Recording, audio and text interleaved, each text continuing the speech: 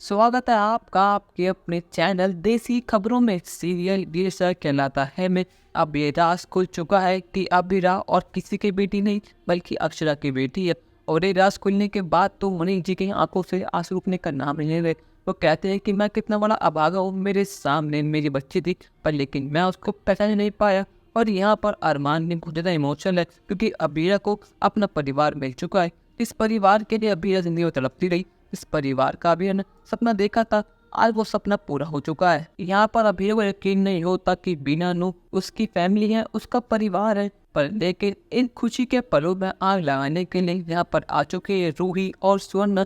यहाँ पर रूही और स्वर्ण अपने घर की सुख शांति के लिए पूजा कराने आए होते हैं। और यहाँ पर मनीष जी सारी बात बताते हैं रूही को और स्वर्ण को। वो कहते हैं कि स्वर्ण ये अबीरा और किसी की नहीं अक्षरा की बेटी है, हमारी अक्षु की बेटी अबीरा, ये हमारा परिवार है।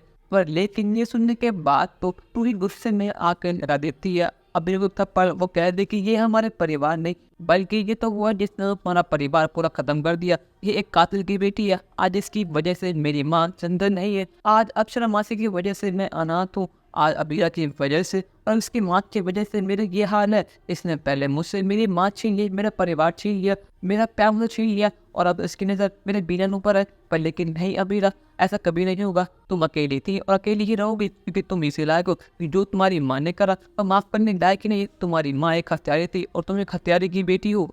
अबीरा कहते कि रूही तुम मेरी बहन हो और तुम क्या बातें कर रही हो, मुझे कुछ पता नहीं। आखिर मेरी माँ कातिल कैसे हो सकती है, वो बहुत अच्छी थी, उन्होंने अपनी लाइफ में आज तक मच्छर नहीं मारा और तुम कह रहे हो कि वो तुम्हारी माँ की कातिल है। आखिर तुम पागल हो गई हो क्या। मन कहता है कि रूही हद में रहो, तुम्हारी इतनी हिम्मत कैसे कि तुमने अबीरा पर हाथ उठाया। रूही गुस्से में कहती कि नहीं अरमान, आज तुम बीच में नहीं बोलोगे, ये हमारा परिवार का मामला है, आज तुम्हें शांत रहना होगा वरना मुझसे बुरा और कोई नहीं होगा। पर लेकिन यहाँ पर मनीष जी को पता है कि अक्षरा कातिल है ही नहीं। आरोही के संग जो कुछ भी हुआ था सिर्फ रूही की वजह से हुआ था। पर लेकिन उन्होंने ये बात आज तक बताई नहीं, जिसे वो किसी को लगता है कि रूही ये बात छीन ही नहीं पाएगी।